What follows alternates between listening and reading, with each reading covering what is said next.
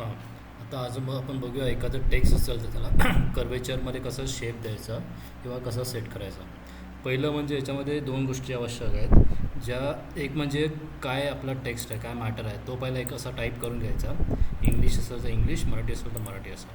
नंतर कुठल्या शेपमध्ये पाहिजे, आता इथे मला जर राऊंड शेपमध्ये पाहिजे तर मी एक राऊंड टूल इलिप्स टूल घेणार आणि एक राऊंड इथे ड्रॉ करणार. षटकोन पाहिजे तर मी इथे षटकोनला क्लिक करणार आणि किती 6 बाजूचं षटकोन पाहिजे तर 6वरती क्लिक करून एंटर मारणार आणि इथे मी ड्रॉ करणार. कंट्रोल दाबून ड्रॉ करायचा, तो समान उंची आणि समान लांबीचा षटकोन इथे तयार होणार.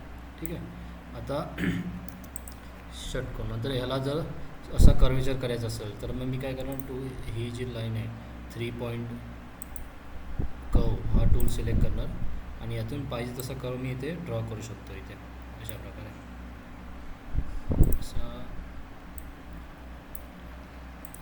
असा कर्व झाला. हे डिलीट करतो मी. पहिलं बघूया मराठी नाव षटकोनला कसं अलाइन करायचं. तर जे मराठी नाव हे जे आहे ते मला समज याला अलाइन करायचं आहे. हे काढून टाकतो, कर्व चांगला पहिलं.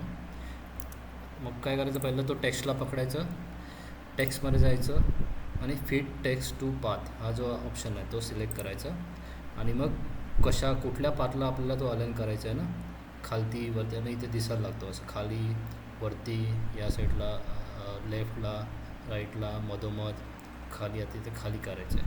तर मी असं खालीमध्ये एक क्लिक करणार, मग तो बरोबर जो खालचा टेक्स्ट आहे तो त्या कर्वला मॅच होऊन जाणार. तसंच आता इंग्लिशचं करायचं असेल तर इंग्लिश टेक्स्टमध्ये जाऊन फिट टेक्स्ट टू पाथ आणि इथे पाथवरती तो असं छोटा मोठा होऊ शकतो.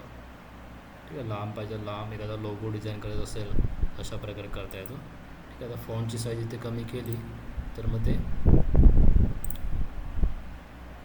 फॉन्टची साईज 150 ठेवायचं. तर फॉन्टची साईज कमी केली तिथे त्यानुसार ते छोटं झालं आहे.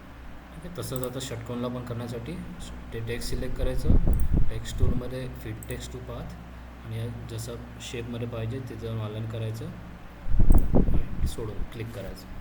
ठीक आहे. आता हा षटकोनचा एक टूल मी सांगत होतो. षटकोनचा टूल काय, पॉलिगॉन टूल क्लिक करायचा. त्याच्यामध्ये बाजू येतात, आपल्याला किती बाजू पाहिजे, इथून 3 पासून बाजू चालू असतात. जर त्रिकोण करायचं असेल तर 3 बाजू, मग असा सिलेक्ट करायचा, एंटर दाबायचा आणि असा त्रिकोण इथे ड्रॉ करता येतो. चौरस पाहिजे तर 4 बाजू, एंटर दाबायचा, तसा चौरस डायमंड शेप होऊन जातो. तसंच हे बाजू पाहिजे तेवढ्या वाढवता येतात. त्याच्यामध्ये 12 पाहिजे तर 12, 8 पाहिजे तर 8 असं करून चेंज करता येतात. ठीक आहे.